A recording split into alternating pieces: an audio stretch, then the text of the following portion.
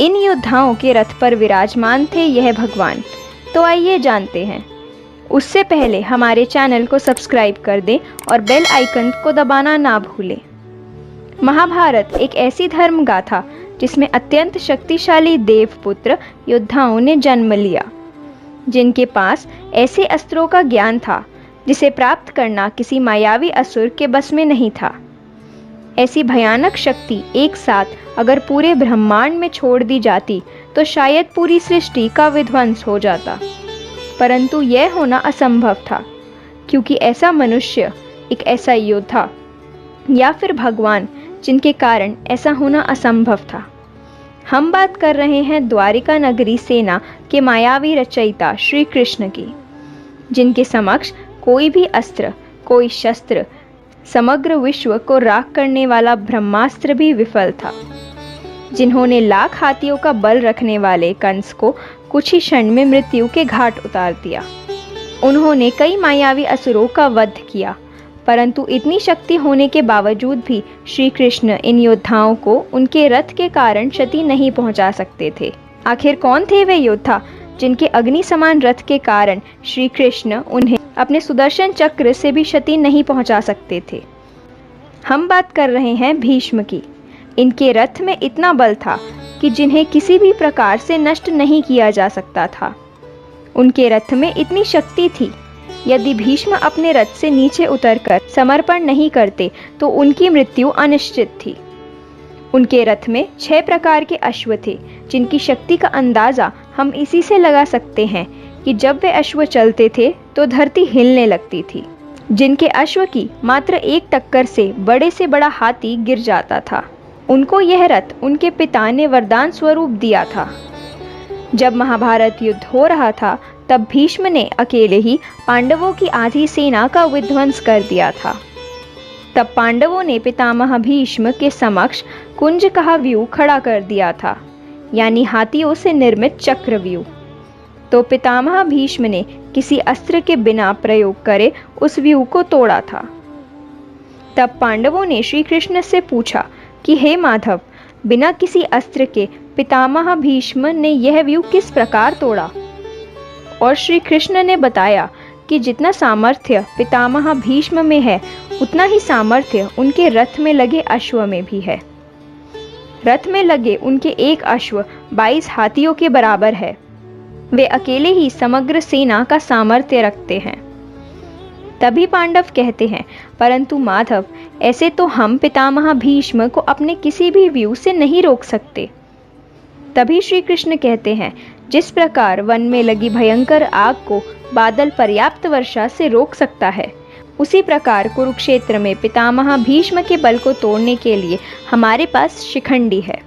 जब शिखंडी रणभूमि में पितामह के सामने होंगे तब अवश्य ही पितामह को शस्त्र का त्याग करना पड़ेगा।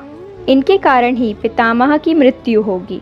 अब बात करते हैं महाभारत के दूसरे योद्धा की, जिनके रथ में भीष्म के रथ से भी ज्यादा शक्ति थी, परंतु उसकी मृत्यु का कारण उसी का रथ बना। ऐसा महान योद्धा यदि वो चाहता तो समग्र ब्रह्मांड को अपने अधीन कर सकता था। जिसने अर्जुन जैसे महाशक्तिशाली योद्धा और महादेव से युद्ध किया था, उसने उसे भी भयभीत कर दिया हो, जिसके आगमन से कुरुक्षेत्र में मायावी शक्तियों का नाश हो गया।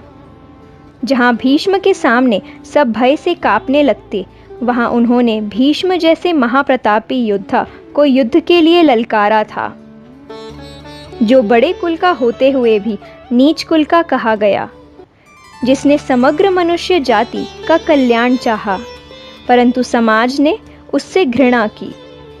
हम बात कर रहे हैं अत्यंत शक्तिशाली, अग्नि समान तेजस्वी सूर्यपुत्र कर्ण की। कर्ण के पास कई दिव्यास्त्र थे, जिससे उन्हें विश्व की कोई भी ताकत नहीं मार सकती थी।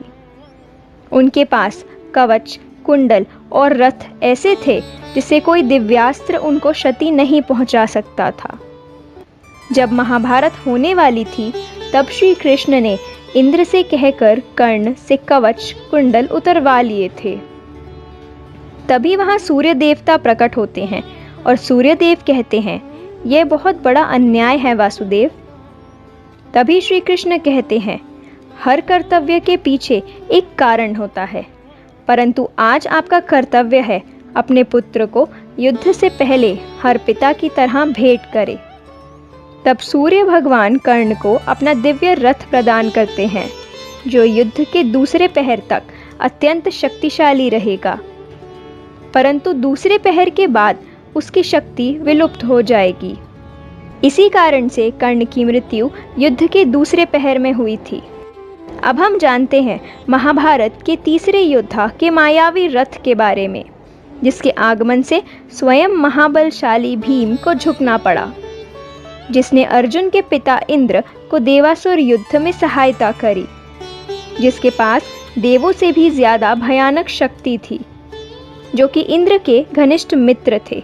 फिर क्यों अर्जुन ने उनके प्राण ले लिए? हम बात कर रहे हैं असम के राजा भगदंत की, जिनके पास इंद्र के ऐरावत की तरह ही सबसे शक्तिशाली हाथी था, जिसके मात्र एक चिंगाड़ से समग्र युद्ध भूमि में तूफान आ जाता था। और भगदंत के हाथी का नाम सुप्रतीप था, जिसके आगमन से सभी हाथी भय से कांपने लगते थे। इसी कारण अर्जुन ने भगदंत को मौत के घाट उतार दिया था। अब जानते हैं महाभारत युद्ध के चौथे सर्वशक्तिशाली योद्धा के रथ को। जिस महाभारत की रचना श्री कृष्ण ने करी हो, उस महाभारत में श्री कृष्ण के समक्ष जो भी योद्धा रहेगा, उसकी जीत तो अवश्य ही सुनिश्चित है।